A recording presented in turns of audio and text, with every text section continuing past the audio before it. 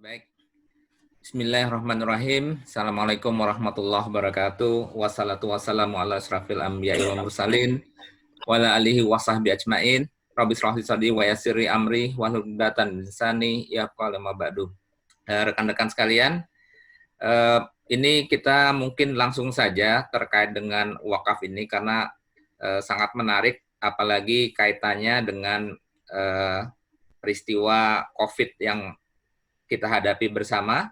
Nah, mungkin kita sedikit banyak nanti akan saya singgung, meskipun tidak langsung. Kita coba mulai dari slide. Adapun slide yang saya tampilkan ini sudah saya sampaikan kepada panitia, jadi nanti pada dasarnya sudah saya persilahkan untuk bisa dibagikan kepada para peserta.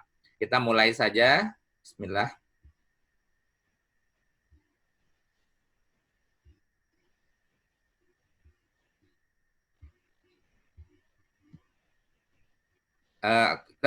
Terbaca slide-nya? Oke. Baik, kita mulai ya. Nah, ini slide yang paling tidak penting. Jadi, ini adalah background saya. Memang sebagian besar waktu saya dihabiskan di Bankers, yang kemudian saat ini saya berubah menjadi wakafers. Karena memang pada dasarnya profesi Bankers itu dahulunya adalah wakaf. Jadi, Bankers itu lahir belakangan justru menghancurkan lembaga wakaf. Nah, nanti akan saya sampaikan sejarah-sejarahnya, bagaimana lembaga wakaf uang itu digantikan oleh lembaga perbankan. Jadi sesungguhnya profesi bankers itu adalah profesi nazir, yaitu nazir wakaf uang, yang kemudian secara berlahan muncullah sebagai bankers. Nah, saat ini saya juga mengelola beberapa perusahaan wakaf atau korporasi wakaf. Memang belum 100%, karena kembali kita butuh waktu.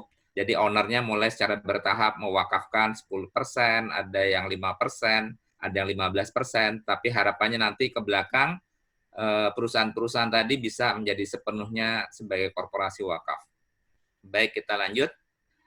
Oke, baik rekan-rekan sekalian. Nah, ini adalah slide yang menarik tentang pendapatan per kapita. Jadi kalau kita lihat di sini ada sebuah hadis yang menyatakan bahwa sesungguhnya setiap umat memiliki fitnah dan fitnah bagi umatku adalah harta. Jadi memang kita sebagai umat akhir zaman dan umat Rasulullah itu fitnahnya adalah fitnah harta. Memang akan berbeda antara umat yang satu dengan yang lain. Pada saat zamannya Nabi Sulaiman, itu perlombaannya adalah perlombaan teleportasi. Jadi kalau kita lihat film Star Trek, bagaimana Kapten Kirk itu bisa pindah dari pesawat Enterprise ke planet, itu kita pikir adalah teknologi modern. Sesungguhnya itu teknologi yang beribu-ribu tahun yang lalu sudah pernah dilakukan. Jadi waktu itu perlombaannya adalah perlombaan memindahkan singgasananya Ratu Bilqis. Nah, kemudian berkembang, kalau kita lihat sejarah umat Nabi Musa, perlombaannya perlombaan sihir, di mana lempar tali dan seterusnya. Kemudian Nabi Isa, lombanya adalah perlombaan penyembuhan, di mana puncaknya Nabi Isa bisa menghidupkan orang yang sudah mati. Nah, pada saat kita lihat Rasulullah sudah ingatkan bahwa perlombaan kita ini ujiannya adalah ujian lomba harta. Kita bisa lihat di sini bagaimana pendapatan per kapita yang saya ambil dari data yang dimuat juga di IMF. Nah, ini ternyata peningkatan pendapatan GDP per kapita itu baru terjadi setelah revolusi industri ke-1, langsung lanjut 2, 3, dan seterusnya. Dan ini sekali lagi adalah pendapatan per kapita, bukan kesejahteraan dan bukan output real. Jadi pendapatan per kapita itu satuannya adalah uang dibagi jumlah orang. Nah, kita lupa bahwa di sini bukan hanya bicara productivity, tetapi kita harus tahu bahwa sejak abad revolusi industri 1, itu juga berkembang sebuah kelembagaan yang namanya perbankan. Dan di situ kita juga belajar bagaimana satanic finance sudah mulai menancapkan 3 pilarnya, yaitu sistem bunga, fiat money, dan fractional banking system. Dan itulah yang memompa uang itu beredar begitu cepat, bertambah begitu cepat, tanpa harus diikuti oleh value added, baik itu berupa barang maupun jasa, yang diproduksi. Intinya adalah bagaimana sebanyak mungkin uang dipompa ke dalam sistem untuk bisa mengentertain nafsu manusia. Dan inilah yang menyebabkan nantinya akan ada realokasi dan redistribusi aset dari kelompok tertentu ke kelompok yang lain melalui mekanisme pasar yang juga termasuk di dalamnya mekanisme pasar yang tidak fair, termasuk di dalamnya adalah krisis dan fenomena COVID yang saat ini kita hadapi. Saya memang bukan orang yang percaya terhadap teori konspirasi. Kenapa? Karena saya percayanya itu sudah bukan teori, tapi memang konspirasi. Intinya adalah kenapa ada teori konspirasi, itu mereka sendiri yang membuat supaya di benak orang saat ini adalah masih supaya di benak orang itu masih yakin bahwa ini adalah teori, sehingga cerita benar dan cerita karangan itu dicampur jadi satu, di-blended, dan yang menyatakan teori konspirasi ya mereka sendiri yang membuat konspirasi supaya reposisi atau letak benak ini ada di ini adalah hanya sebuah teori. Dan juga memang ceritanya memang ada yang benar dan ada yang sudah dicampur sehingga membuat orang akhirnya menjadi tidak percaya. Nah, kembali apabila sudah terjadi krisis maka terjadi reposisi aset. Contohnya adalah dengan melalui mekanisme hutang, kemudian mekanisme konsesi, aset dan seterusnya, maka berpindahlah aset dari satu kelompok ke kelompok yang lain. Yang menarik dari wakaf ini pada dasarnya adalah bagaimana aset itu dikunci, di lockdown, sehingga dia tidak lagi terkena kontaminasi dari jeleknya mekanisme pasar. Ini yang kadang-kadang kita lupa. Jadi wakaf ini bukan bicara hanya penyelamatan aset umat, tetapi begitu aset sudah diwakafkan, maka dia akan steril dari kontaminasi praktek market yang tidak fair, sehingga dia tidak bisa terallocate dengan mekanisme pasar yang tadi yang dijalankan oleh satanic system tadi, karena dia sudah terkunci. Apakah dia bisa berpindah? Bisa. Nanti kita akan bicara tentang mekanisme istibdal. Tetapi sekali lagi, istibdal aset wakaf itu tidaklah bicara tentang harga dilawankan oleh aset. Jadi tidak aset dilawankan oleh pricing market, tidak sama sekali. Kita akan bicara bahwa istibdal itu terjadi melalui mekanisme yang namanya maslahat, bukan mekanisme pasar. Baik, kita lanjut. Nah, ini yang saya katakan bahwa redistribusi aset itu melalui mekanisme pasar yang tadi diciptakan oleh sistem yang ada, itu sudah membuat polarisasi aset sedemikian rupa. Kita bisa lihat di sini bagaimana jumlah kekayaan, separuh kekayaan dunia, waktu tahun 2010 itu orang masih butuh 388 orang terkaya di dunia untuk bisa menguasai separuh kekayaan. Dan tahun 2014 jumlahnya secara signifikan turun menjadi 62, jadi cukup 62. Dan data Oxfam yang terakhir tahun 2018, aset yang sama saat ini hanya dipegang oleh 26 orang saja. Jadi turun dari 62 ke 26 tahun 2018. Intinya adalah mekanisme pasar sedemikian rupa sudah mendorong polarisasi aset. Nah, nanti implikasinya kemana? Implikasinya adalah kepada kesejahteraan umat, di mana umat Islam itu rata-rata menjadi lemah karena dia tidak memiliki faktor produksi lagi. Baik, sekarang kita lanjut. Ini adalah bagaimana orang mengira bahwa jumlah kenaikan atau jumlah meningkatnya aset itu identik dengan kesejahteraan. Ini sama sekali tidak benar, karena ternyata jumlah orang yang frustrasi karena bunuh diri itu jumlahnya lebih tinggi di negara-negara dengan pendapatan per kapita yang besar. Dan jumlah orang bunuh diri itu jumlahnya mencapai 800.000 orang tahun 2012, jauh lebih banyak daripada orang yang meninggal karena peperangan. Selanjutnya, jumlah anak dari negara-negara miskin yang masuk ke dalam human trafficking itu jumlahnya juga sangat signifikan, 1,2 juta anak. Dan ini pula yang mungkin, sekali lagi, walau alam, mungkin melatar belakangi hadis yang menyatakan bahwa mereka yang memakan riba itu sama dengan menzinahi ibunya. Karena dari 1,2 juta anak ini, sebagian besar masuk ke dalam dunia prostitusi. Kemudian juga bagaimana disparitas aset ini juga tercermin di dalam distribusi pangan. Orang mengira bahwa jumlah orang yang meninggal karena kelaparan di dunia ini banyak. Jawabannya iya banyak. Perkiraannya adalah sebesar 795 juta orang yang kemungkinan meninggal karena kelaparan. Tetapi jumlah ini dikalahkan oleh orang yang kemungkinan meninggalnya karena over kegemukan atau obesitas, itu jumlahnya mencapai 2,1 miliar. Demikian juga jumlah pangan yang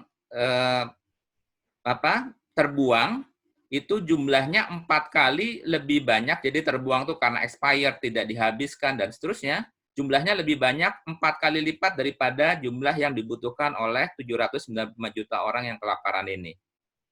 Baik, kita lanjut lagi. Bagaimana wajah Indonesia?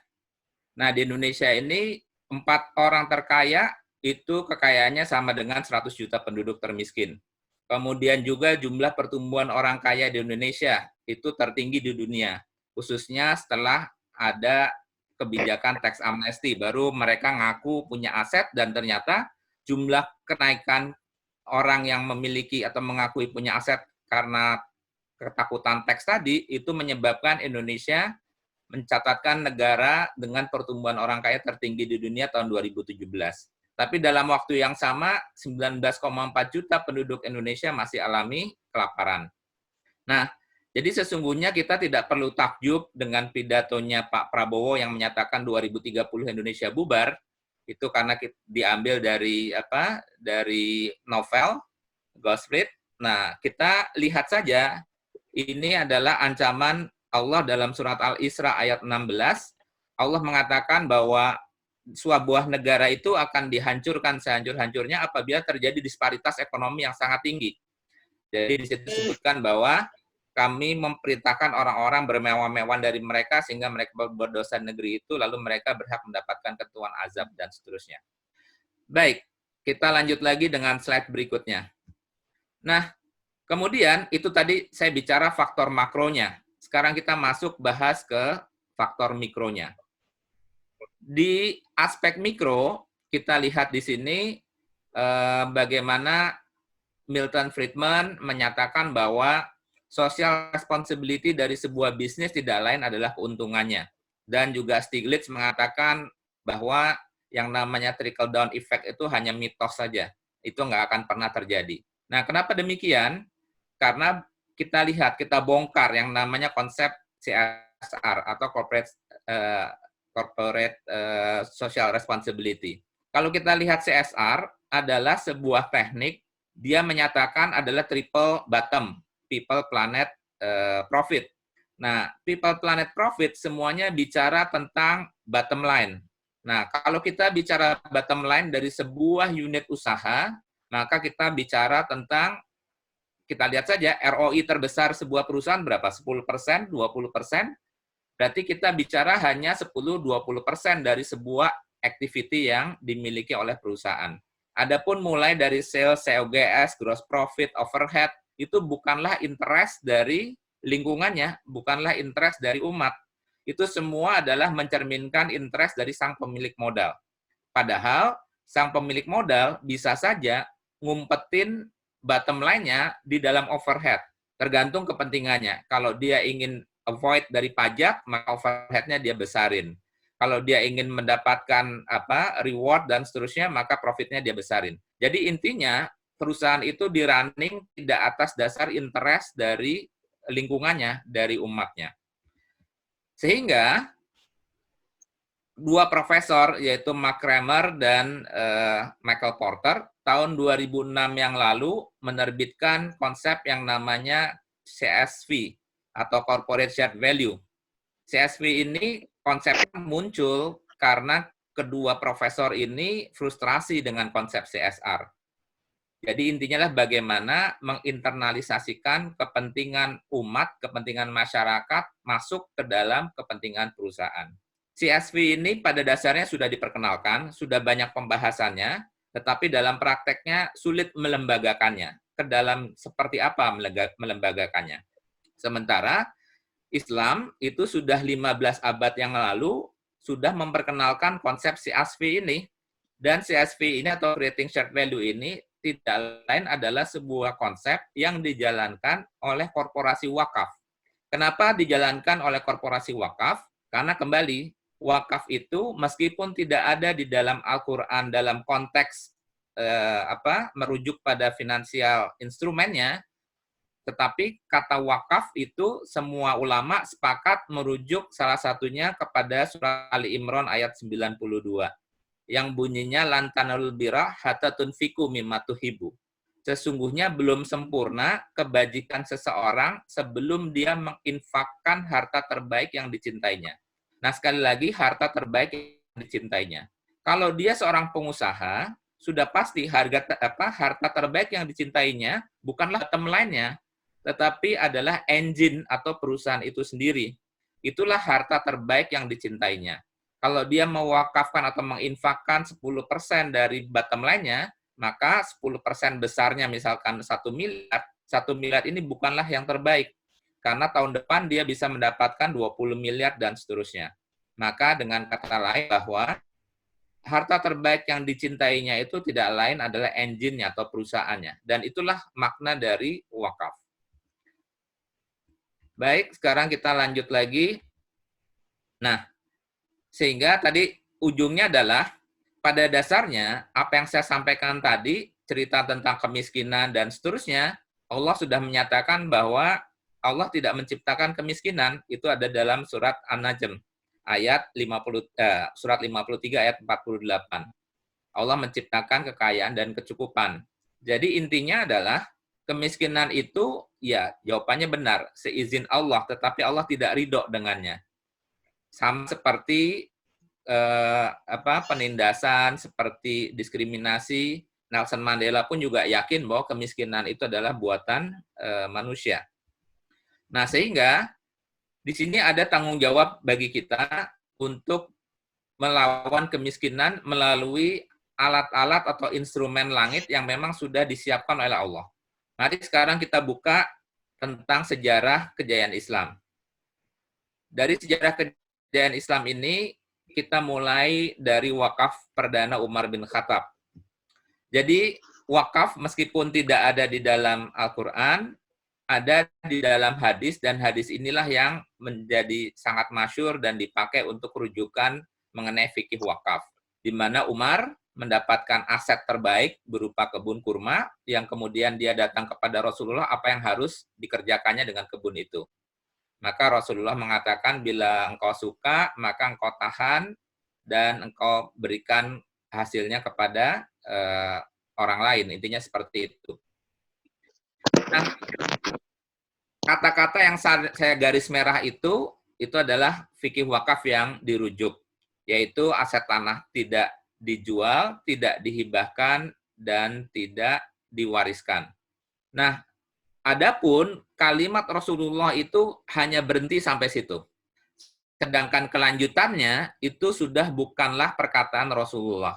Nah, ini menarik. Menariknya adalah seperti ini.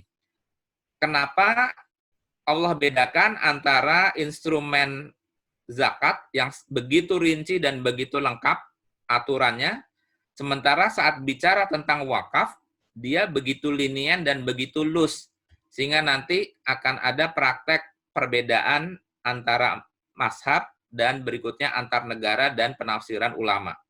Kenapa? Karena hadisnya atau rujukannya terbatas. Kalau saya pribadi melihatnya adalah justru dengan terbatasnya rujukan terkait dengan wakaf, ini tersimpan di belakangnya adalah sebuah amanah atau mandat dari wakaf. Dia harusnya bisa menjawab seluruh permasalahan kontemporer. Yang ini yang kemudian kadang-kadang orang malah berpikir terbalik, wakaf tidak boleh ini dan itu, padahal tidak ada dasarnya. Sementara wakaf harusnya dengan tidak adanya dasar rujukan yang kuat dalam artian spesifik, ini justru bisa menjadi dasar kekuatan umat untuk bisa menjawab permasalahan-permasalahan kontemporer. Baik, jadi yang pertama ini adalah, ada 3 hikmah dari hadis ini. Pertama adalah rujukan tentang aset wakaf itu tidak boleh dijual, diwariskan, dan dipindah tangankan. Kemudian yang kedua, bahwa aset wakaf itu adalah aset wakaf produktif. Yang pertama kali, kenapa kebun? Karena waktu itu belum ada PT. Seandainya waktu itu sudah ada PT Umar Tbk Enterprise, mungkin Umar akan mewakafkan company-nya. Tapi memang pada saat itu asetnya berupa kebun. Kemudian yang ketiga adalah aspek yang kalimat penutup di belakangnya, dan tidak dilarang bagi mereka makan dari hasil dengan cara yang baik. Ini bicara tentang hak nazir. Sekali lagi, dari kalimat yang terkait dengan hak nazir itu bukan kalimatnya Rasulullah. Sehingga nanti dalam prakteknya, hak nazir ini berbeda-beda.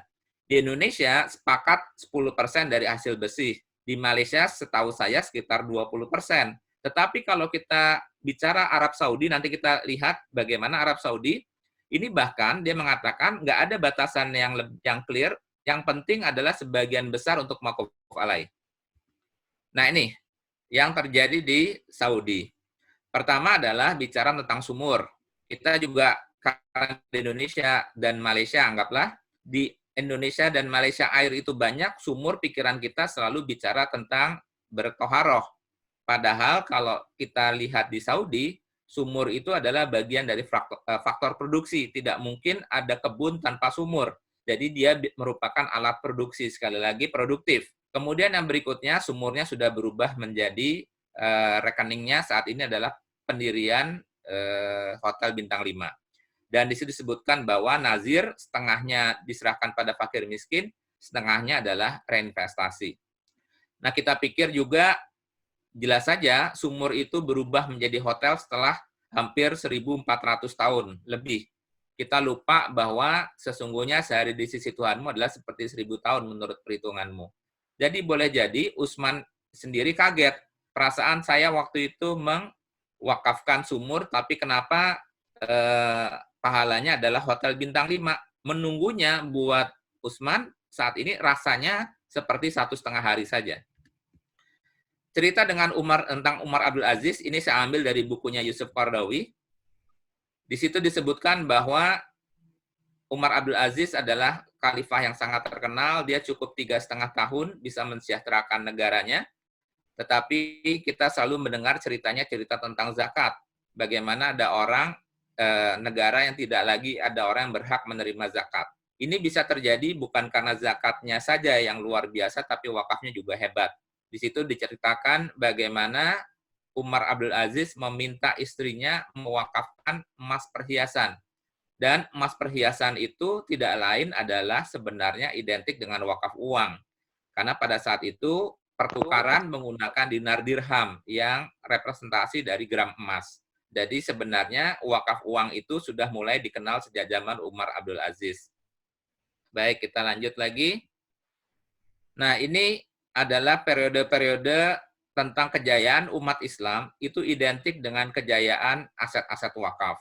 Bagaimana 75% lahan yang dapat ditanami Daulah Khilafah Turki merupakan tanah wakaf pada saat kejayaan Utsmani. Kemudian Aljazair 50% lahan wakaf sampai pertengahan abad sebelum pindah ke kolonialisme. Kemudian Tunisia juga 33% tanah wakaf. Di Mesir bahkan sampai tahun 49, 12,5% lahan pertanian tanah wakaf.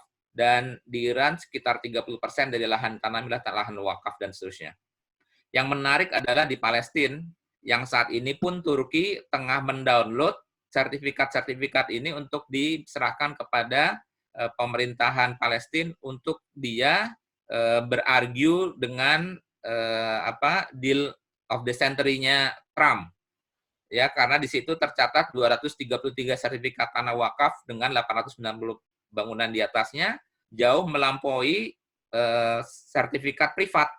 Nah, intinya adalah kejayaan Islam itu diidentikan dengan aset wakaf melampaui aset privat.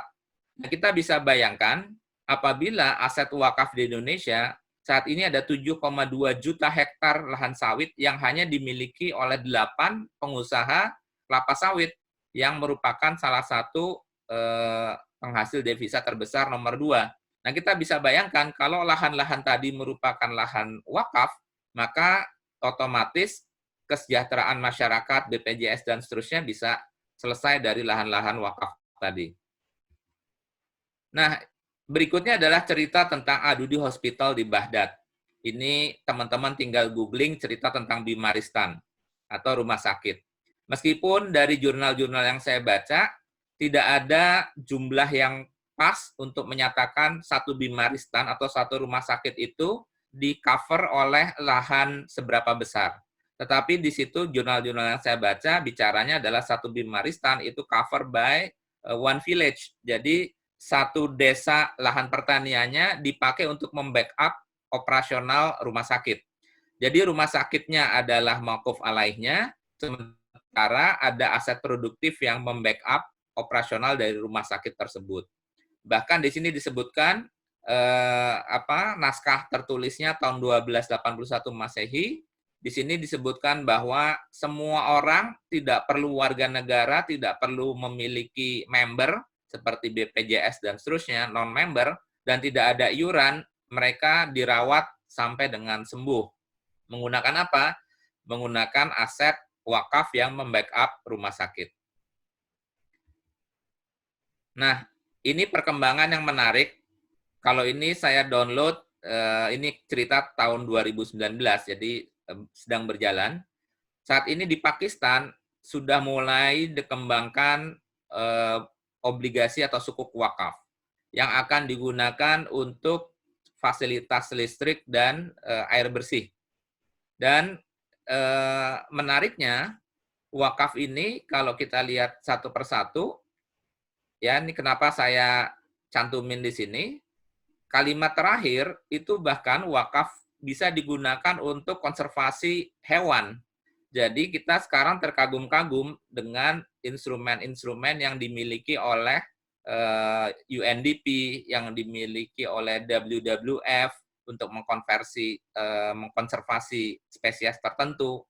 Padahal kalau kita buka sejarahnya, 14 abad yang lalu, orang Islam itu bahkan lebih maju. Mau model pandemic bond pun juga sebenarnya bisa. Karena pada saat itu sudah disebutkan bahwa animal, bahkan konservasi sungai dan seterusnya, itu bisa digunakan wakaf dan sudah pernah dilakukan. Nah, ini yang menarik adalah jatuh bangunnya peradaban umat identik dengan kinerja wakaf. Ini adalah lukisan di Hagia Sophia, abad ke-6 Masehi, di mana di situ sebelah kiri adalah Kaisar Justinus yang menyerahkan Hagia Sophia, dan di sebelah kanan itu Kaisar Konstantin menyerahkan Konstantinopel kepada Yesus yang digendong oleh Bunda Maria. Ini adalah lukisan abad ke-6 sebelum Islam masuk yang ada di Hagia Sophia. Ini sebenarnya adalah perlambang konsep wakaf.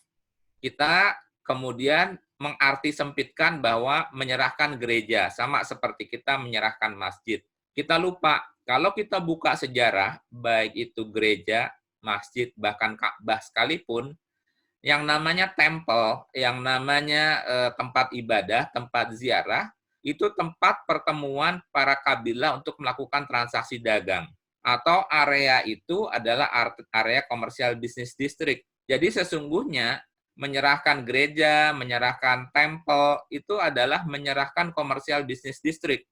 Itu yang harusnya kita mulai dari sekarang aware, bahwa yang dimaksud dengan wakaf itu adalah menyerahkan aset produktif, termasuk di dalamnya adalah komersial bisnis district. Baik, sekarang kita lanjut berikutnya tentang sejarah Palestina. Tadi disebutkan bahwa jumlah sertifikat tanah wakaf di Palestina lebih banyak dibandingkan sertifikat privat. Itu sebabnya kenapa Turki Utsmani melarang penjualan tanah di Palestina, karena sebagian besar adalah tanah wakaf.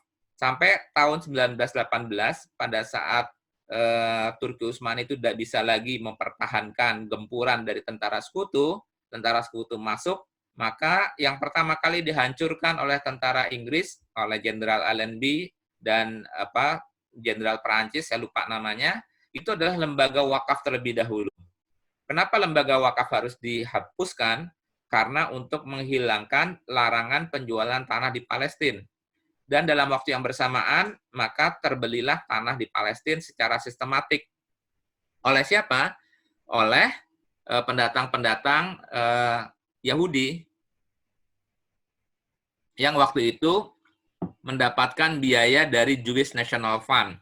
Dan kalau teman-teman googling sekarang, Jewish National Fund juga masih ada lembaganya, masih menjalankan konsep wakaf, termasuk di sana wakaf pohon gorgot yang ditanam. Nah, lembaga wakaf ini kemudian memberikan pinjaman kepada keluarga-keluarga Yahudi untuk mulai melakukan pembelian tanah. Sehingga pada tahun 1944, JNF itu sudah menguasai hampir 45% lahan Palestina. Tahun 1944, tahun 1948, negara Israel berdiri proklamasi, di mana lahannya itu adalah penyatuan, salah satunya adalah penyatuan dari sertifikat yang dijaminkan di Jewish National Fund. Jadi, kalau kita tanya ke orang-orang Mesir, mereka percaya bahwa Palestina bukanlah negara yang dijajah, tetapi negara yang terjual. Nah, sehingga dari saya sampaikan tadi, ceritanya adalah kita akan bedakan antara mandat wakaf dan mandat zakat infak sedekah. Nah, di sini adalah salah satu grafik di mana kalau kita lihat garis A itu adalah garis autonomous consumption. Kita sering bicara konsumsi, garis konsumsi, cuman kita lupa A itu adalah konsumsi autonomous consumption pada saat income orang sama dengan 0. Kita telan begitu saja tanpa kita mau tanya ke dosen.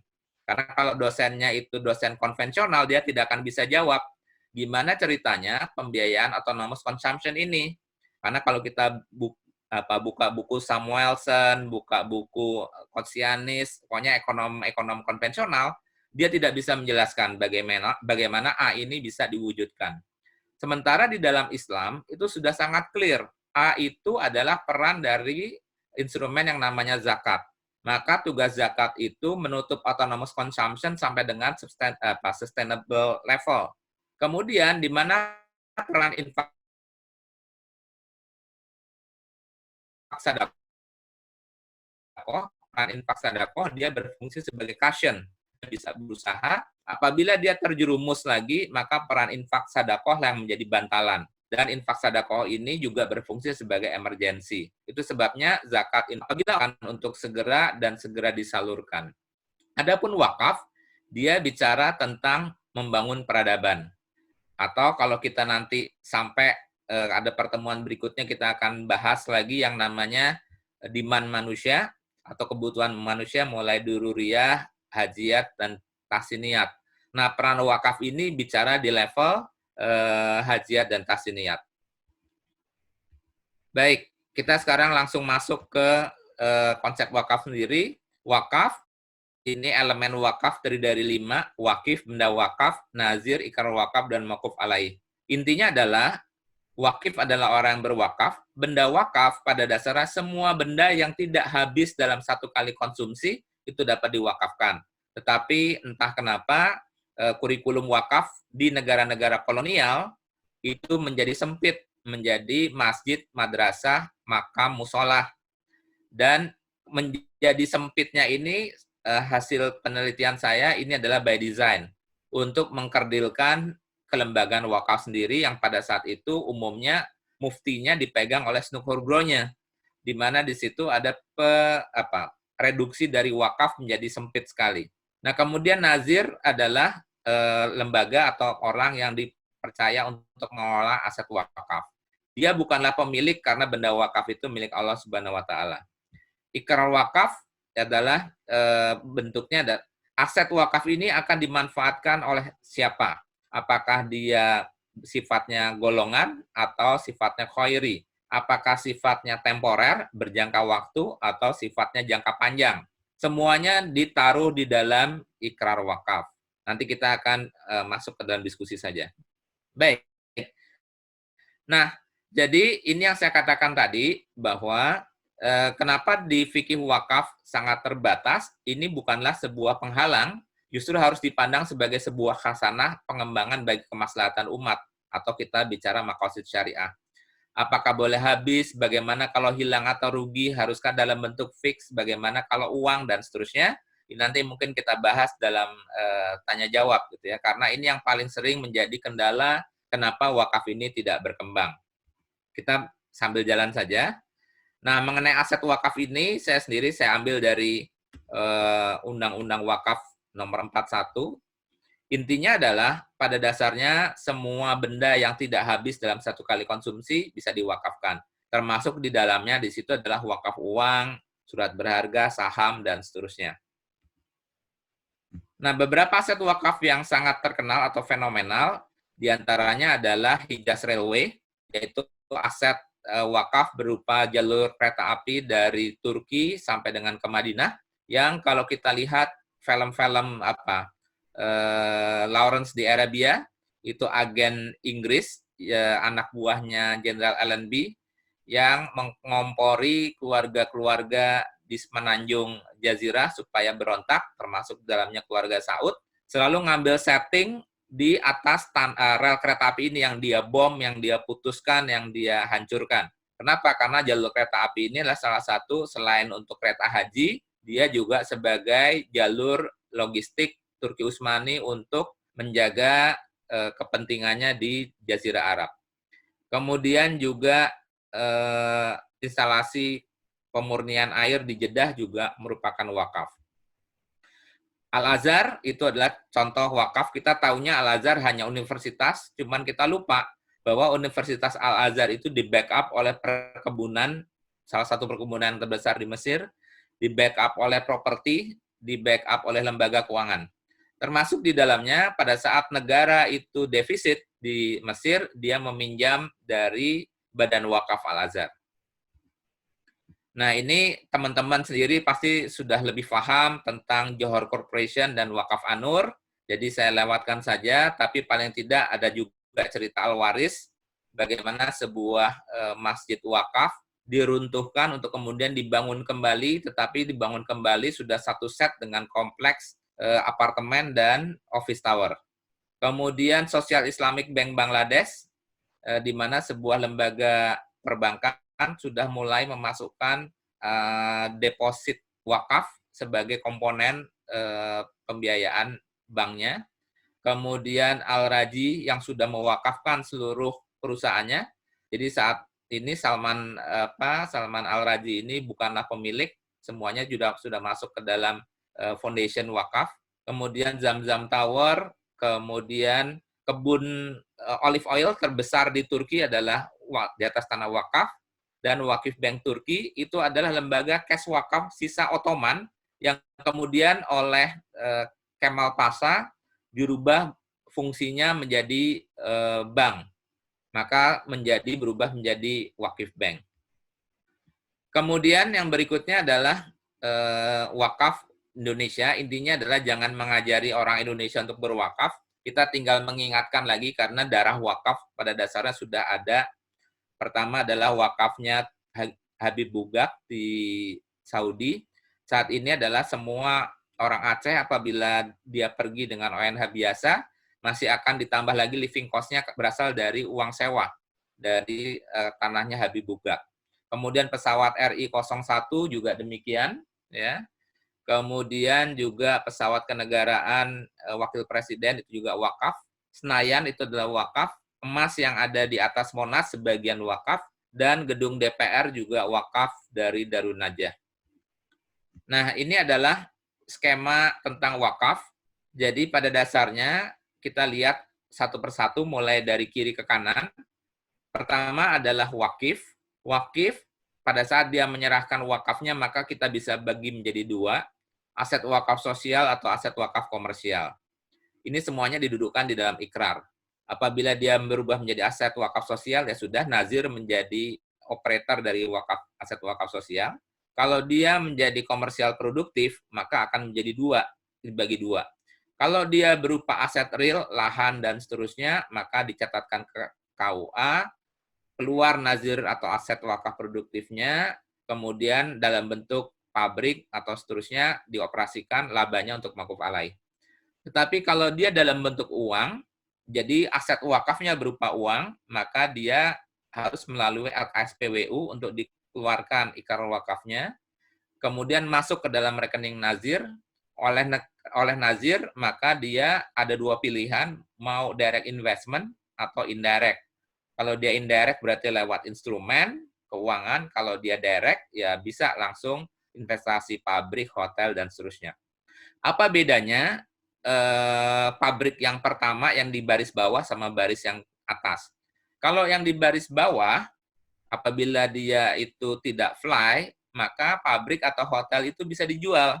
Karena pada intinya aset wakafnya adalah wakaf uang. Sementara kalau yang di atas, itu orang mewakafkan pabrik. Jadi dia ataupun nazir tidak bebas untuk melakukan penjualan. Bukannya tidak boleh, dia harus melalui proses istibdal, penggantian aset wakaf. Itu ada mekanismenya sendiri.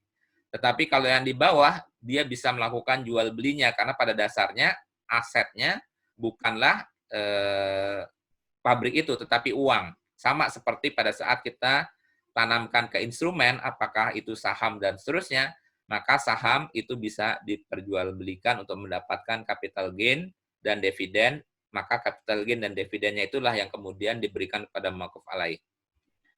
Nah, yang menarik, ini ada 5 menit sampai 10 menit ke depan, saya hanya bicara tentang wakaf kontemporer saja. Ini cerita tentang Zamzam Tower. Zamzam Tower ini berdiri di atas tanah wakaf, wakaf dari raja yang diserahkan kepada foundation yang namanya King Abdul Aziz Wakaf. Jadi King Abdul Aziz Wakaf adalah sebuah nazir yang dia berkontrak Al-Hikr atau Al-Hukr kepada Bin Laden Group sepanjang 28 tahun. Nah, kemudian Bin Laden Group menunjuk Munsat Real Estate sebagai developer dan kontraktor.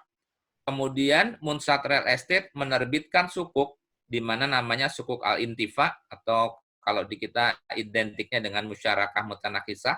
Sukuk Al-Intifa ini satu unitnya kurang lebih sekitar 50-55 ribu US dollar. Itu adalah harga mendirikan satu kamar di Zamzam Tower. Nah, apa yang diperoleh pembeli sukuk ini? Pembeli sukuk bukanlah wakif, dia adalah investor murni. Ini yang namanya sukuk link wakaf. Jadi dia investor murni, dia akan mendapatkan satu berupa time sharing dari kamarnya. Jadi dalam 1 tahun dia berhak mendapatkan 10 hari. Kalau hari yang dia pilih itu adalah musim haji, maka harga sukuknya lebih mahal. Nah, kemudian dia juga mendapatkan bagi hasil dari sewa kamar yang didirikan di Zamzam Tower ini. Nah, kemudian sukuk ini akan berakhir 24 tahun dengan asumsi hotelnya berjalan dan seterusnya.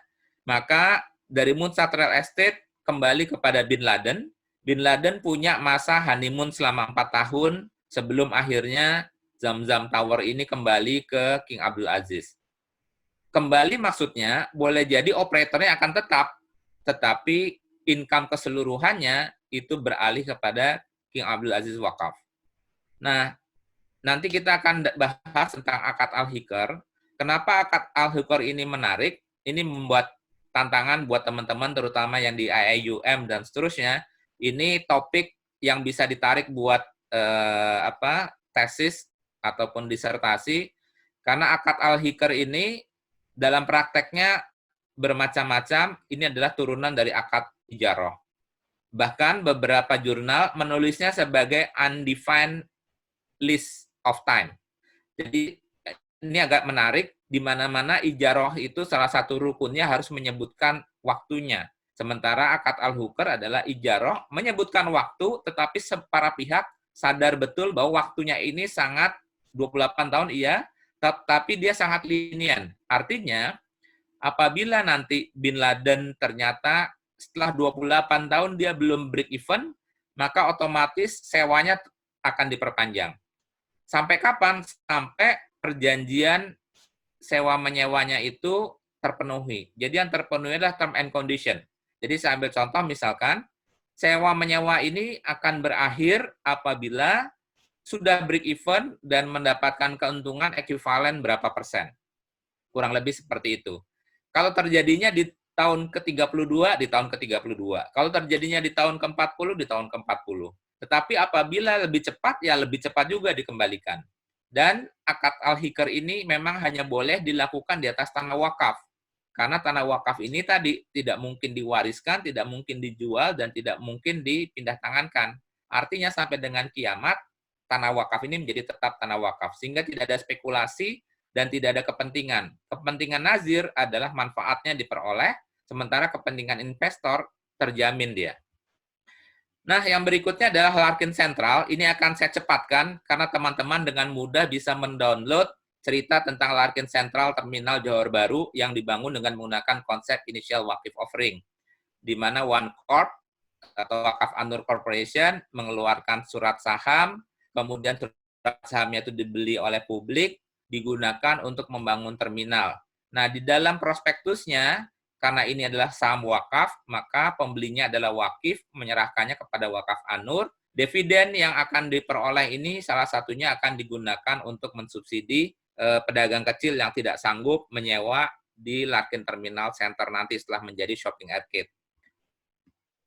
Ini adalah gambar dari background-nya adalah gambar dari Bencoolen Kompleks, di mana masjid awalnya satu lantai, kemudian didemolis, kemudian dibangun apartemen dan masjid lagi, sehingga masjid tidak lagi mengandalkan kenceleng, tapi dari sewa apartemen. Ini teman-teman bisa lihat bagaimana ASN selama dia Muslim, apabila dia di Singapura, selain dipotong wakaf, dia juga selain dipotong zakat, dia juga dipotong wakaf. Dan dampaknya adalah penerimaan selama 1 tahun ini 6 juta dolar wakaf yang digunakan untuk memelihara masjid di Singapura. Baik, sekarang saya masuk ke Indonesia, ringkas saja. Kalau tanah wakaf di Indonesia tidak kurang, ada 4 juta hektar, tapi jumlah persilnya sangat banyak, kecil-kecil, tidak produktif, kemudian penggunaan terbesar adalah hanya untuk masjid, dan masih banyak masjid yang belum terbangun. Di Indonesia, ini agak sulit saya bedakan antara di Mesir. Di Mesir, itu istibdal sudah biasa, di sini masih dilarang oleh para ulama. Istibdal itu artinya seperti ini.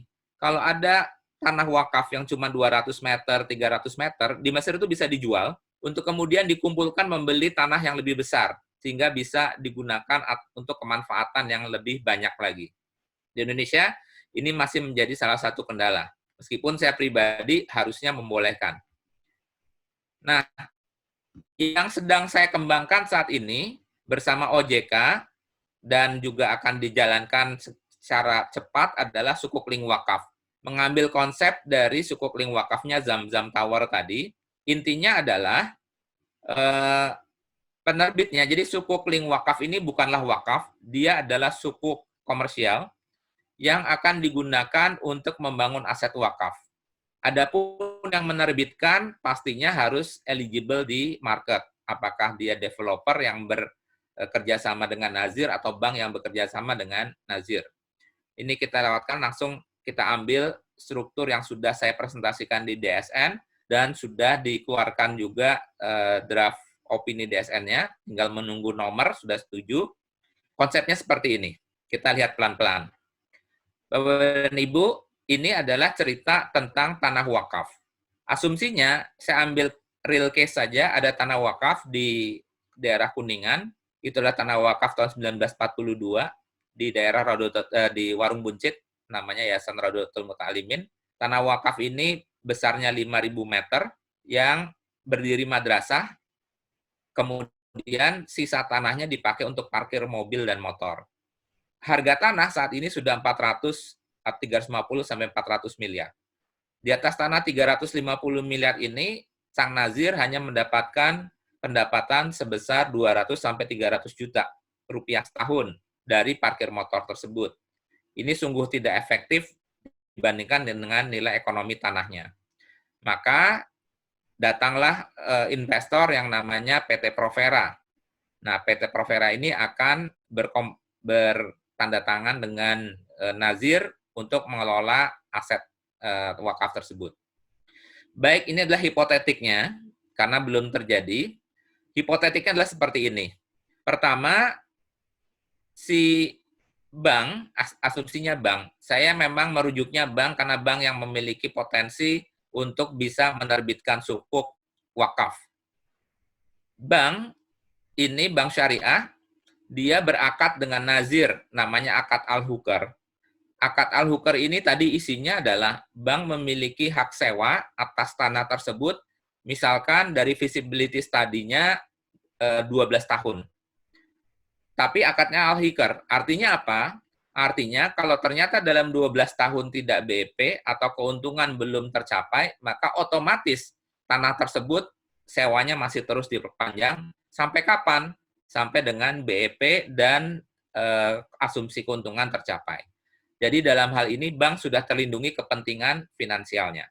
Kemudian di tangan nazir, kepentingan berikutnya adalah dia terlindungi kepemilikannya. Karena apabila ternyata lebih cepat, maka tanah itu, maka akad ijarahnya pun juga gugur. Apabila lebih cepat ternyata, maka sudah selesailah hak sewanya. Nah, kemudian yang berikutnya adalah, kenapa harus bank syariah? Karena bank syariah adalah bank yang boleh memiliki aset real di dalam neracanya. Maka bank tersebut membangun office tower, misalkan, office tower itu dicatatkan sebagai aset dan bukan pinjam-meminjam. Jadi di sini adalah bank memiliki aset berupa bangunannya, sementara tanahnya milik nazir atau milik umat. Nah, apabila nanti sudah capai BEP dan seterusnya, maka bangunan itu beralih menjadi miliknya nazir. Kurang lebih seperti itu, nanti kita akan diskusi lebih lanjut. 12 Maret kemarin, terpaksa proyek ini kita hold, karena marketnya yang lumpuh, yang hanya syariah, akan menerbitkan sukuk, jadi penerbitnya Triama Syariah. Kenapa? Karena Triama Syariah sebagian sahamnya sudah diwakafkan, dia akan menerbitkan sukuk yang akan dibeli oleh investor. Nah, sukuk ini polanya adalah one pool to many. Jadi asetnya proceed dari sukuknya dimasukkan ke dalam satu pool, kemudian dipakai untuk membiayai aset-aset wakaf. Kenapa aset-aset wakaf? Karena aset-aset wakaf tidak memiliki aksesibilitas kepada lembaga keuangan formal, karena dia tidak boleh menjaminkan asetnya. Sehingga padahal dia visible. Misal, saat ini berapa banyak rumah sakit yang dirunning oleh dompet duafa, berapa banyak rice mill yang dimiliki oleh ACT, kandang ternak yang dimiliki oleh dompet duafa, ACT, atau apapun gitu ya, dan seterusnya. Nah, ini bisa dibiayai oleh sukuk ini tanpa dia harus menjaminkan aset wakafnya, karena aset wakafnya tidak bisa dijaminkan. Nah, kurang lebih seperti ini, tapi penerbitnya adalah Triama Syariah sebagai multi finance. Nah, ini adalah beberapa kalimat yang menjadi tantangan, teman-teman bisa searching lebih lanjut. Intinya adalah wakaf bahkan adalah main vehicle pada saat kejayaan Islam yang membiayai proyek-proyek publik maupun privat. Jadi disitulah peran wakaf uang. Jadi kalau ditanya apakah lembaga wakaf uang itu, lembaga wakaf uang itu adalah bank, sama seperti bank. Bedanya apa? Bedanya adalah kalau bank, hasil imbal hasilnya kembali kepada pemilik dana. Kalau ini imbal hasilnya kembali kepada makuf alaih. Adapun pembiayaannya dan seterusnya itu strict sama seperti bank. Dia hanya membiayai aset yang visible, aset tersebut memberikan bagi hasil dan seterusnya. Jadi intinya adalah lembaga wakaf uang harus memiliki kompetensi sama seperti bank. Sehingga multiplier benefit yang dilahirkan dari pengelolaan aset wakaf, ini dia.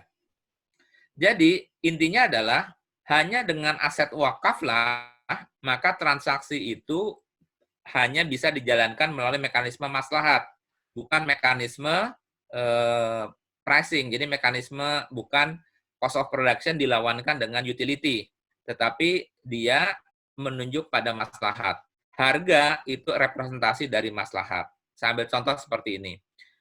Kalau ada sebuah lembaga bank, kemudian lawannya adalah lembaga wakaf. Lembaga bank hanya menyebabkan sektor-sektor tertentu menjadi underinvestment. Contohnya nelayan, petani kecil, UMKM. Kenapa demikian? Karena dia tidak bisa masuk ke dalam return yang disepakati, tenor yang disepakati, atau imbal hasil yang harus dicapai. Nah, sementara kenapa lembaga wakaf? Lembaga wakaf itu pada saat dia mau menginvestkan uangnya, maka di dalam komitenya kurang lebih dia tidak berpikir risk and return. Dia berpikirnya adalah di mana maslahat tertinggi, yaitu hifsun din, hifsun nafs, hifsun mal, hifsun akal, dan hifsun nasab. Itu yang dipakai. Kenapa? Karena pada saat dia berbicara, misalkan, Pak, ini kalau kita invest ke nelayan, dia tidak bisa kembali dalam waktu 3 tahun. Ya sudah, kembalinya berapa dia bisa? 7 tahun. Ya sudah 7 tahun. Kenapa bisa 7 tahun? Karena ini uang wakaf, tidak memiliki duration of time. Oke. Kemudian yang berikutnya, Pak, dia tidak bisa kasih imbal hasil 12%. Berapa dia bisa ambil? Oh, dia hanya bisa 7%. Ya sudah, kasih 7%. Loh kok bisa? Karena ini uang wakaf, tidak memiliki cost of fund. Yang menjadi concern daripada nazir, dia hanya melindungi kelestarian dari uangnya dan menjalankan sesuai maslahatnya. Nah, kalau ada lembaga keuangan seperti ini dan besar, masif, saya yakin tidak ada bank yang bisa mengalahkan dia. Karena dia memiliki sumber dana yang tidak memiliki duration of time dan tidak memiliki cost of fund. Dia hanya punya kepentingan maslahat saja. Dan memang tetap sustainability-nya dia jaga. Dan inilah yang bisa mengalahkan sistem yang sekarang dijalankan.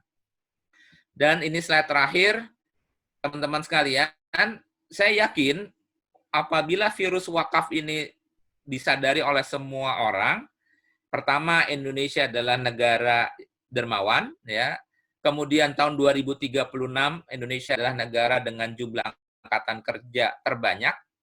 Jadi Indonesia memiliki orang dermawan dan Indonesia memiliki uang. Kenapa? Karena orangnya kerja. Bedanya adalah kenapa semua negara-negara yang memproduksi barang konsumsi melihat Indonesia menjadi market? Karena tadi orang Indonesia ada dalam angkatan kerja, sehingga orang Indonesia memiliki kemampuan untuk belanja. Dan kolom yang ketiga itu cerita tentang Varke Survey. Ini yang sebenarnya paling menakutkan. Dilakukan survei terhadap 20.000 anak yang lahir setelah tahun 2000. Pertanyaannya cuma satu, seberapa yakin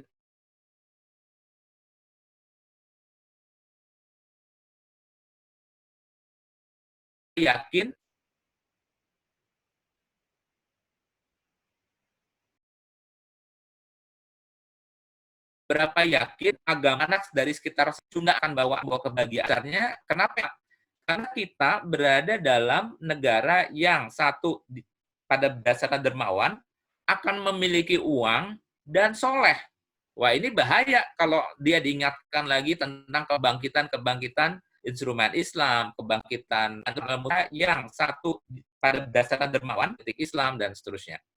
Dan itu akhir dari cerita saya. Dan ini ada yang lupa dari yang ini. Kolom ini penting gitu ya.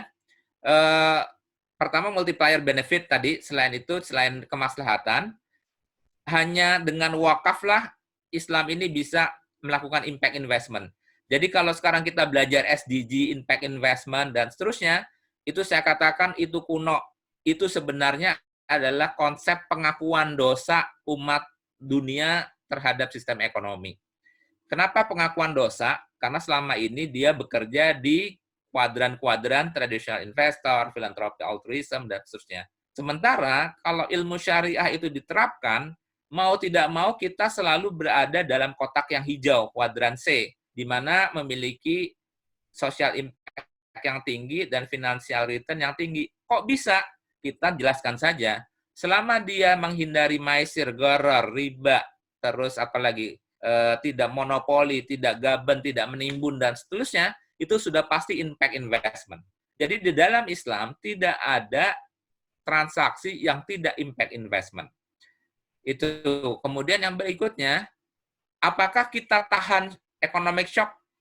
Kalau wakaf ini berkembang dengan baik, sangat tahan economic shock termasuk kondisi saat ini. Kenapa?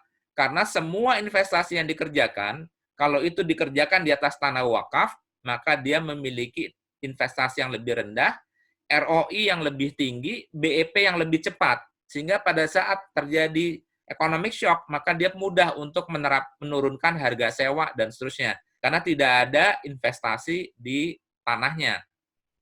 Nah, ini yang harusnya disadari bahwa pilar kebangkitan umat ini kembali lagi ke pilar wakaf. Baik, ini presentasinya dan silakan kita masuk ke sesi tanya jawab. Baik, terima kasih atas pemaparannya yang luar biasa Pak Imam. Masya Allah, ini pencerahan yang sungguh dibutuhkan tentunya pada era-era hari ini. Apalagi pernyataan yang paling penting tadi menurut saya adalah harapan Indonesia ya sebagai anak muda, angkatan mudanya banyak, produktif, lalu meyakini bahwa agama mampu memberikan kebahagiaan faktor terbesar dan mampu menjadi apa ya, yang mengemas teknologi kemajuan global ini menjadi bisa lebih baik lagi tentunya. Nah ini tentu perlu pendalaman Pak Imam tentunya ya. Nanti ada pertanyaan, sudah ada 10 pertanyaan lebih. Ini saya pilih dulu. Alhamdulillah, terima kasih atas antusiasnya teman-teman sekalian. Nah pertanyaan pertama Pak Imam di sini dari Mas Asep di UNER. Dia beliau bertanya, dalam kondisi saat ini nih bagaimana agar bisa menumbuhkan kepercayaan masyarakat agar mau berwakaf. Di satu sisi masyarakat masih belum trust terhadap lembaga wakaf karena krisis kepercayaannya kepada lembaga tersebut, mungkin berkaitan dengan kompetensi. Itu gimana Pak strateginya untuk menumbuhkan? Ya, baik. Jadi tantangan sekarang itu ada 3. Pertama adalah profesionalisme nazir. Kenapa profesionalisme nazir? Karena terus terang sudah begitu lama wakaf itu diidentikan dengan masjid, makam, madrasah, sehingga nazir itu biasanya lahir dari orang tua yang di masjid terus, tidak punya kerjaan, maka diangkatlah menjadi nazir. Jadi kembali, ini semacam telur dan ayam, mana duluan? Apakah kampanye wakafnya terlebih dahulu atau nazirnya yang dibenahi? Saya sih bilang paralel dua-duanya. Artinya harus segera terbentuk lembaga wakaf yang profesional, dia melakukan report yang transparan, kemudian mengelola asetnya ya sebagaimana bisnis. Jadi syarat dari nazir itu bahkan tidak cukup dia memahami fikih, tapi dia harus memahami tentang bisnis best practice sesuai dengan bidangnya. Dan bukannya nazir itu tidak berarti harus menerima semua aset. Jadi ada nazir-nazir tertentu yang memiliki keahlian. Saya ambil contoh ada beberapa teman-teman kita yang misalkan dompet duafa ya dengan rumah sakitnya, kemudian ACT misalkan dengan warung wakafnya atau dengan lembaga ternak wakafnya dan seterusnya. Jadi yang pertama adalah transparansi nazir. Yang kedua adalah bicara tentang literasi. Literasi wakaf ini perlu digaungkan karena terus terang ini sudah berpuluh tahun bahkan beratus hampir 1 abad kita dikerdilkan dengan wakaf yang bicara hanya tanah, kemudian masjid, musola, makam, madrasah, dan seterusnya. Ini bahkan jangan seperti itu, artinya ada kasus di mana orang mau ganti tegel wakaf saja oleh DKM-nya tidak boleh karena ini wakaf. Dan berikutnya wakaf produktif juga demikian. Tantangannya nanti kalau rugi bagaimana? Nah ini juga, ini sebelum ditanyakan, wakaf produktif kalau rugi bagaimana? Jadi intinya adalah masalahnya bukan rugi atau tidak, karena rugi atau tidak itu adalah business nature. Kalau sudah berbisnis pasti ada resiko rugi. Jadi saya katakan seperti ini, wakaf produktif ini cara jawabnya adalah kalau kita anggap punya anak ingin sekolah pertama kali, anak itu ingin masuk SD. Kemudian dia bertanya pada orang tuanya, ayah, apakah adik boleh tidak naik kelas? Maka jawabannya pastinya tidak boleh. Dan itulah jawaban yang benar. Jadi pertanyaannya adalah, apakah wakaf boleh rugi? Tidak boleh. Tetapi berikutnya, apakah kemudian anak itu tidak kita sekolahkan? Tetap kita sekolahkan. Padahal kita tahu resiko sekolah adalah tidak naik kelas. Demikianlah wakaf. Artinya, meskipun tidak boleh rugi, tetap harus dibisniskan, justru pertanyaannya sudah tidak lagi relevan apakah boleh rugi atau tidak. Pertanyaan justru ditanya, apakah kita sudah cukup profesional, cukup memiliki sistem resiko yang memadai, dan governance yang baik. Itu yang menjadi pertanyaannya. Jadi sekali lagi, bagaimana mengembangkannya? Mulailah dengan menciptakan nazir-nazir yang profesional. Kedua, literasi wakaf yang baik. Ketiga, produk.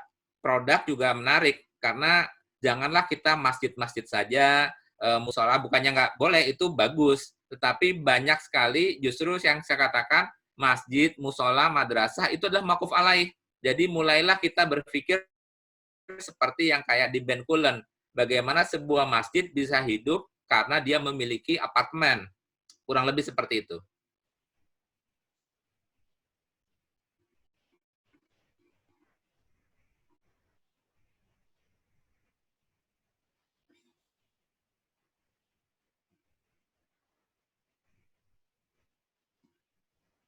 Voice-nya belum dihidupkan.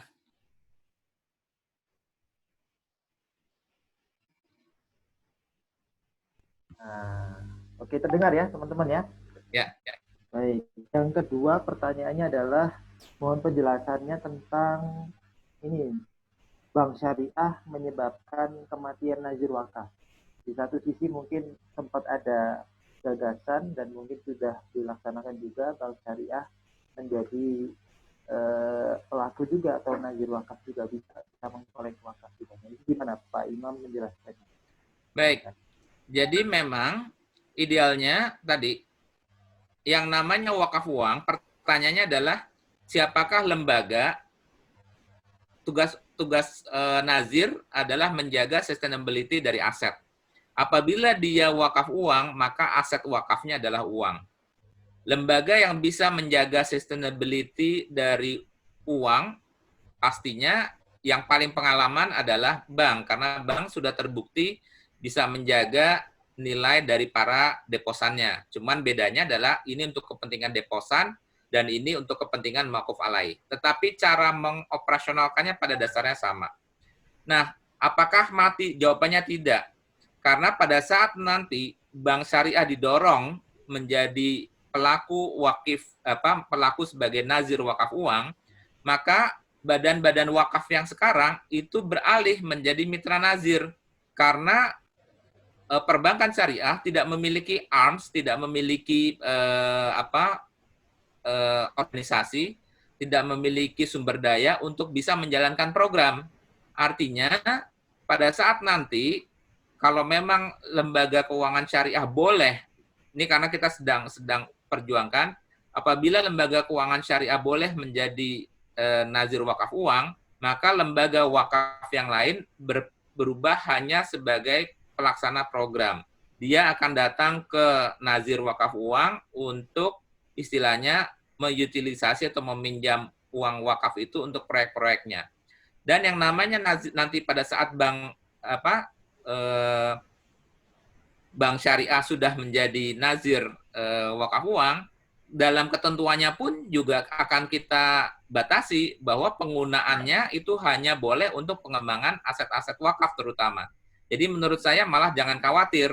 Artinya lembaga wakaf nanti hanya akan fokus kepada pelaksanaan program dan pengumpulan atau mobilisasi wakaf uang itu oleh lembaga keuangan. Saat ini bank syariah tidak semangat karena uang masuk sudah selesai. Itu menjadi milik nazir yang dia tidak bisa kontrol dan dia tidak bisa masukkan ke dalam sumber dana yang sustain. Nah, tetapi kalau dia sudah berfungsi sebagai nazir, maka dia akan concern untuk memasarkan, dia akan concern tentang pelaksanaannya. Sang wakif atau para akan menjadi lebih yakin lagi karena proyek-proyek ini akan diawasi oleh bankers-bankers, sudah pasti nanti terwujud dan seterusnya. Jadi justru ini harus kita bangun gimana ceritanya nanti supaya bank-bank syariah itu menjadi nazir wakaf uang dan para pengelola wakaf itu langsung menjadi mitra-mitra nazir. Kalau ditanya siapa yang memiliki kemampuan untuk memobilisasi dana masyarakat, saat ini adalah perbankan. Sistemnya sudah ada, distribusi jaringannya sudah ada, bahkan dia saat ini pada dasarnya kalau memang sudah disetujui, dia hanya akan memancing di kebun binatang. dia sudah tahu persis berapa banyak orang-orang yang memiliki akun-akun dalam jumlah yang banyak yang menjadi sasaran untuk melakukan wakaf uang. Wah, luar biasa, betul-betul. Berarti memang secara visibility lembaga yang paling memungkinkan untuk yang paling prudent gitu Pak ya. Itu memang bank ya sekarang yang punya kemampuan. Untuk khusus wakaf uang, tetapi kalau wakaf yang lain justru malah bank itu hanya boleh wakaf uang. Oke. Baik, kayaknya nanti perlu banyak sekali diskusi lebih lanjut Pak di lain sesi. Baik. Menarik. Baik, pertanyaan berikutnya Pak ya, yaitu beberapa tahun belakangan ini muncul inisiasi tentang wakaf blockchain. Nah, ini menarik untuk mendorong transparansi dan keamanan pengelolaan wakaf. Bagaimana pendapat Bapak terkait hal ini dan barangkali bisa diceritakan tren perkembangan wakaf blockchain saat ini baik tingkat global maupun nasional. Monggo Pak Imam. Baik, jadi wakaf blockchain itu sangat dibutuhkan pada dasarnya. Itu untuk menjaga atau bisa melahirkan trust di kalangan wakif. Karena dengan teknologi blockchain, kita bisa melakukan tracking dari uang yang kita wakafkan, memang secara hak sudah lepas, itu sudah menjadi milik Allah, tetapi kita bisa memonitor jalannya uang itu akan kemana, akan ke proyek mana. Apakah benar nazir itu menyalurkan wakaf itu ke proyek tertentu. Jadi menurut saya sudah waktunya blockchain ini mengambil peran dalam konteks perwakafan untuk bisa membangun governance yang memadai. Ya saya juga mengetahui paling tidak di Malaysia dan Indonesia ada Fintera dan juga saya juga Telkom juga tengah mengembangkan blockchain ini digunakan untuk tracking wakaf. Bahkan ke depan teknologi blockchain ini tidak hanya bicara sekedar wakaf, bahkan halal hub pun juga bisa dibangun dengan konsep ini. Intinya adalah kehadiran blockchain itu harus kita manfaatkan untuk membangun trust. Karena ini salah satu cara orang mau berwakaf adalah dengan mengetahui uangnya benar-benar menuju sasaran yang seperti dia inginkan. Jadi intinya harusnya saling bersimbiosis lah. Baik, siap. Terima kasih atas jawabannya, Pak Imam. Berikutnya Pak ya, langsung pertanyaannya adalah tentang kondisi saat ini Pak, berkaitan dengan krisis tentunya. Kira-kira apa investasi yang bisa dilakukan oleh nazir wakaf uang, mengingat sektor real banyak masalah dan sektor keuangan sedang anjlok. Monggo Pak Imam. Apa tadi? Kurang bisa diulang? Oke. Dalam kondisi saat ini, krisis seperti ini, ya kira-kira investasi apa yang bisa dilakukan oleh nazir wakaf uang, mengingat sektor real banyak yang bermasalah dan sektor keuangan pun sedang anjlok. Oke, baik. Jadi intinya kembali nazir harus memiliki kemampuan untuk investasi. Kita asumsikan bahwa nazir yang kita bicarakan ini bukanlah nazir operator. Jadi ada dua nih. Nazir yang bicara investment, ada nazir yang operator. Jadi misalkan saya nazir yang memiliki kita sebut sebagai nazir khas. Jadi saya punya keahlian di bidang misalkan restoran. Maka apabila saya mendapatkan wakaf uang, maka saya investasinya dalam bentuk restoran karena saya memiliki kompetensi di restoran. Tetapi kalau saya sebagai manajer investasi, nazirnya memiliki kemampuan untuk melakukan portofolio investment, maka sekali lagi dalam kondisi krisis ini kita mengacunya kepada surat Al-Fajr ayat 15 sampai 22. Ini sekaligus ada yang menjawab nih, dalam kondisi seperti ini bagaimana kalau rugi dan seterusnya. Jadi saya katakan bahwa pertama yang penting kita sudah memiliki mitigation risk, sudah memiliki profesionalisme di bidang itu, memiliki mitigation risk dan seterusnya. Dan kalau kita rujuk kepada surat Al-Fajr ayat 15 sampai 22, Allah mengatakan bahwa sesungguhnya tidak aku muliakan apabila rezekinya dilimpahkan dan tidak sedang dihinakan apabila rezekinya disedikitkan. Artinya di sini menunjukkan bahwa tidak ada urusannya antara kemuliaan, oh kalau rugi berarti neraka, kalau untung berarti sorga. Tidak demikian.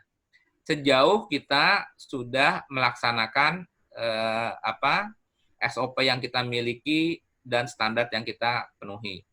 Nah, kalau mengenai alternatif bisnis, alternatif investasi, ya selalu kalau kita bicara mitigation risk, pastinya kita memiliki yang namanya kelompok yang safe haven, misalkan emas, kemudian kombinasi berikutnya sekian persen di emas, sekian persen di saham, sekian persen di obligasi, deposito, dan seterusnya.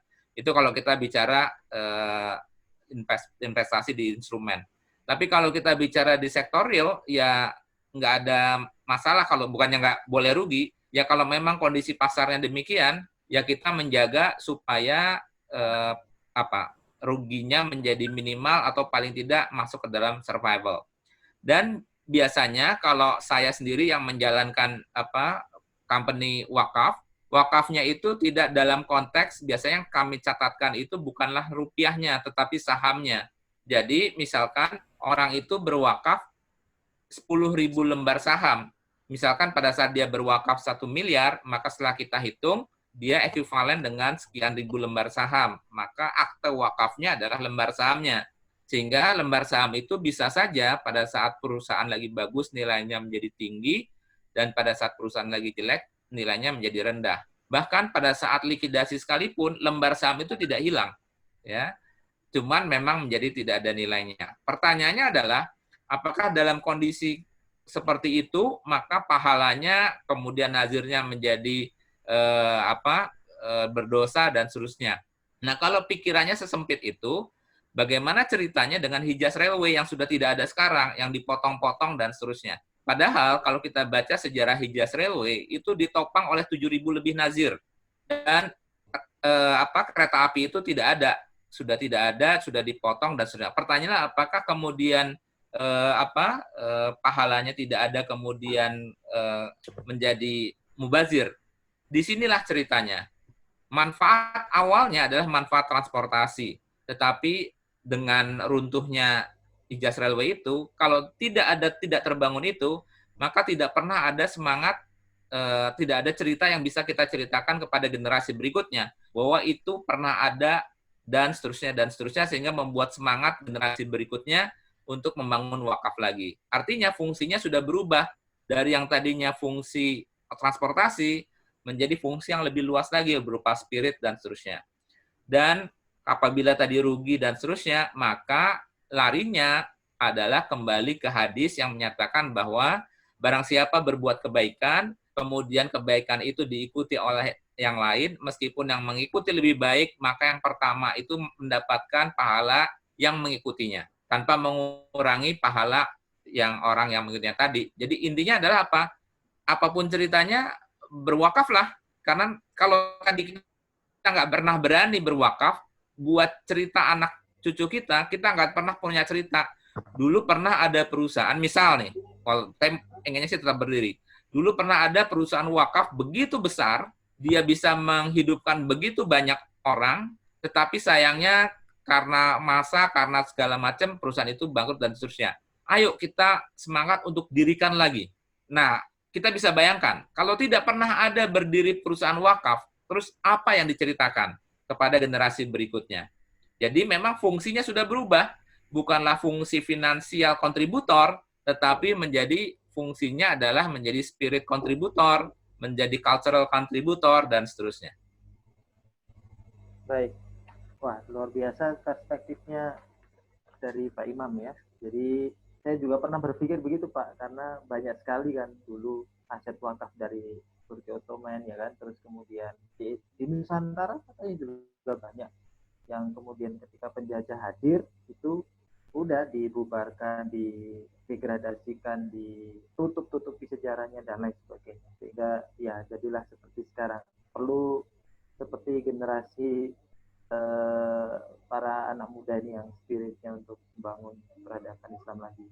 Baik Pak Imam, terakhir ya Pak ya. Mohon maaf karena ini waktunya juga sudah cukup panjang. Jadi ini terakhir, saya kira ini pertanyaan yang bagus sekali. Imam, sebaiknya Islamic philanthropy di Indonesia ini baiknya full governed by pemerintah atau gerakan civil society? Gimana Pak? Monggo. Oke, ini kalau ada pendapat pribadi, ada segala macam ya. Memang rezim wakaf ini berbeda-beda. Saya ambil contoh, untuk wakaf ini ada 3 tipe. Tipe pertama adalah yang fully managed by government. Sebenarnya bukan government karena dia tidak tunduk kepada pemerintah. Itu contohnya adalah wakaf yang ada di Saudi, wakaf yang ada di Turki, wakaf yang ada di Mesir, itu satu negara, itu satu nazir yang namanya nazir induk. Artinya orang berwakaf, setiap berwakaf, dia berwakaf ke satu nazir yang dikelola oleh negara dan ke bawahnya itu dia memiliki mitra-mitra nazir. Nah, biasanya negara yang menganut sistem ini, dia memiliki menteri wakaf. Jadi paling gampang itu nandainnya. Kalau di dalam susunan kabinetnya ada menteri wakaf, itu biasanya dia menganut sistem satu nazir untuk negara tersebut. Kemudian yang berikutnya, yang nomor 2 itu model Malaysia. Dia per negara bagian, itu satu nazir. Kalau di Kuwait, itu nazirnya adalah representasi asosiasi. Jadi di situ ada pemerintahnya, ada umatnya mendirikan asosiasi nazir. Nah, sementara Indonesia itu termasuk kelompok yang paling liberal. Kenapa paling liberal? Karena saat ini Indonesia pun masih menganut perorangan pun boleh menjadi nazir sejauh dia bukan nazir wakaf uang. Pertanyaannya adalah mana yang paling baik. Nah, intinya adalah pastinya itu harus dilihat dari sisi cultural. Budayanya seperti apa. Kalau saya sendiri cenderung memang idealnya satu negara, satu nazir, tetapi dia tidak berada di bawah pemerintahan, misalkan yang saya sih lebih suka seperti itu. Tetapi ini masih sangat masih jauh, masih perdebatannya masih panjang, butuh bagian yang harus diteliti oleh para periset. Nih tantangan buat periset, mana rezim mana yang paling bagus, apakah tadi model satu nazir induk untuk seluruh negara, apakah per provinsi, apakah bentuknya asosiasi, atau liberal seperti saat ini. Tapi paling tidak sudah berpuluh tahun dengan model liberal, Indonesia tidak maju-maju dalam dunia wakafnya. Karena dengan konsep liberal ini, keahlian nazir berbeda-beda. Bahkan untuk menerapkan sertifikasi nazir, kita sampai sekarang masih belum bisa. Nah, jadi silakan ini jadikan bahan riset, malah saya tanya kembali, inilah harusnya jadikan bahan riset. Terima kasih Pak Imam atas jawabannya. Tentunya ini kalau dilanjutkan pasti seru ya, pasti seru dan pasti nggak ada habisnya kalau memang mau dilayani. Tapi alhamdulillah, insya Allah serunya masuk ini Pak Imam, ini adalah sebenarnya bentuk dari semangat teman-teman yang sangat bagus dalam spiritnya untuk membangkitkan kembali wakaf di Indonesia khususnya ya, dan untuk peradaban Islam pada umumnya.